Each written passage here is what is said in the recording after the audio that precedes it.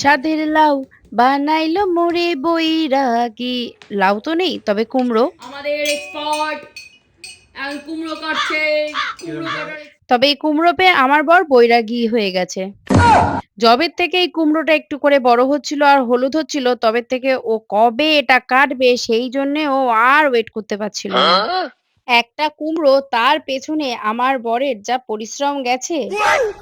রাত্রিবেলায় কি দিনের বেলায় আমাদের এই কুমড়োর সামনে যদি 5 মিনিটের বেশি কেউ দাঁড়িয়ে কথা বলছে, অমনি জানলা থেকে দাঁড়িয়ে পাহারা দিতে শুরু করতো ওর কুমড়ো নিয়ে কেউ দৌড়চ্ছে কিনা। এই 11 কেজির কুমড়োর ভাগ পাবে 80 জন। হ্যাঁ হ্যাঁ, ঠিকই শুনেছো, 80 জন।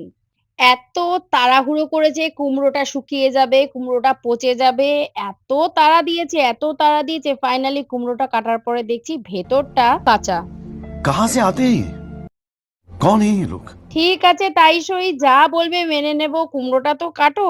তবে ওই আর কি, এমন জোর করে কুমড়োটা কাটানো করালো, এখন তো কিছু একটা বলতে হবে। এখন বলছে কাঁচা কুমড়োর টেস্ট বেশি মিষ্টি কুমড়োর থেকে। এত বড় কুমড়ো ও বুঝে উঠতে পারছে না কোন দিক দিয়ে শুরু করবে আর কোন দিক দিয়ে শেষ। আর এক্সাইটমেন্ট তো রয়েছে, নিজের গাছের কুমড়ো, আর সব থেকে বড় ব্যাপার এবারের কুমড়ো গাছ লাগিয়েছে সৌভিক নিজের হাতে। নুন বলো মিষ্টি বলো, কোনো স্বাদই সেরম ছিল না। তবে গাছের কুমড়ো, টাটকা কুমড়ো, তার একটা টাটকা স্বাদ তো অবশ্যই ছিল। তো এই হচ্ছে আমাদের কুমড়ো পর্ব। তো চলো, আজকে আমরা এই কুমড়োর ভিডিও দিয়েই শেষ করলাম।